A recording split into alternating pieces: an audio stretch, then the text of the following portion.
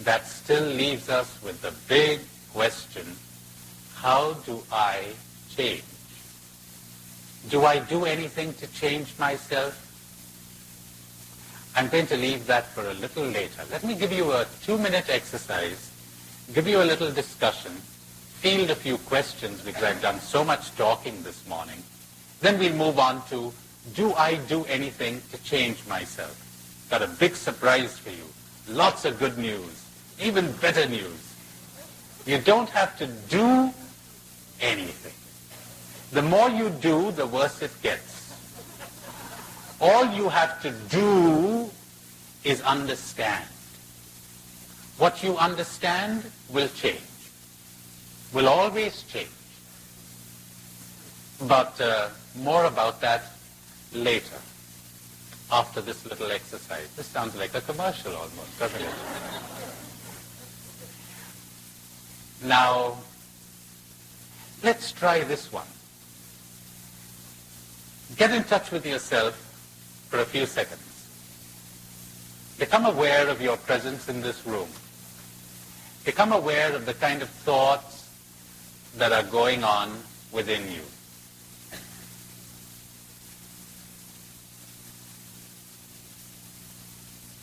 Think of somebody you're living with or you're working with whom you do not like, who causes negative feelings to arise within you.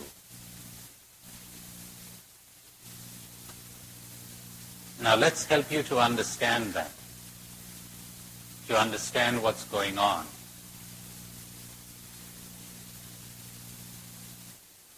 The first thing you need to understand is that the negative feeling is in you.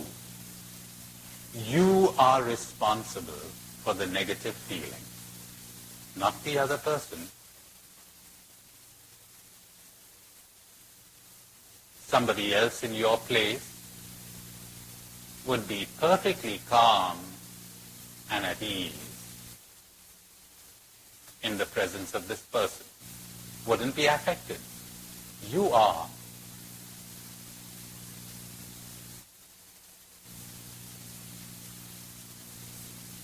Now understand another thing. You're making a demand there. You have an expectation of this person. Can you get in touch with that?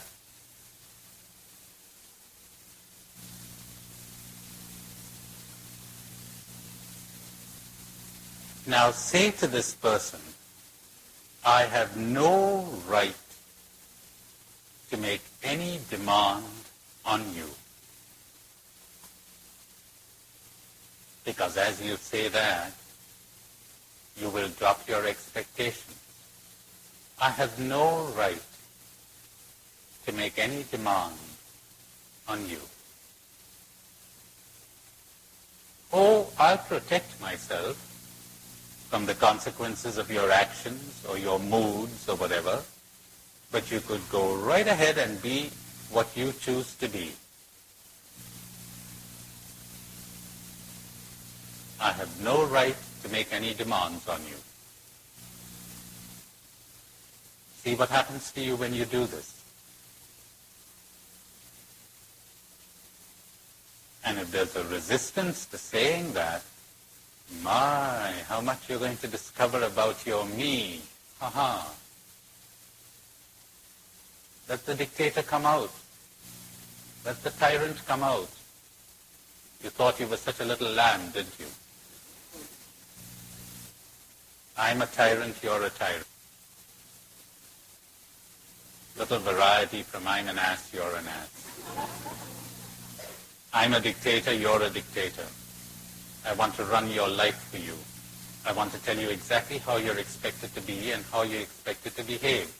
And you'd better behave as I have decided you have to behave. Or else, I shall punish myself by having negative feelings. That sounds so wise, doesn't it? Remember what I told you? Everybody's a lunatic?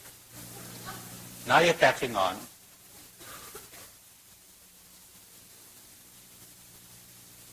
Okay, give it a few seconds more. And we'll call a halt to the exercise.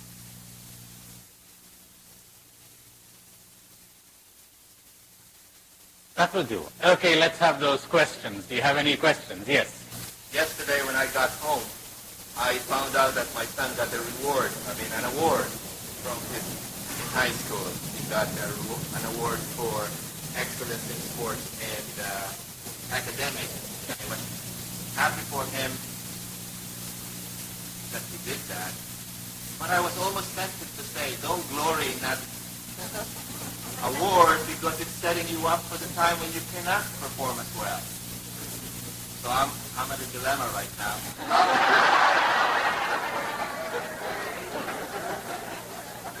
How am I to prevent the same thing happening to him that has happened to me without bursting the bubble at this time?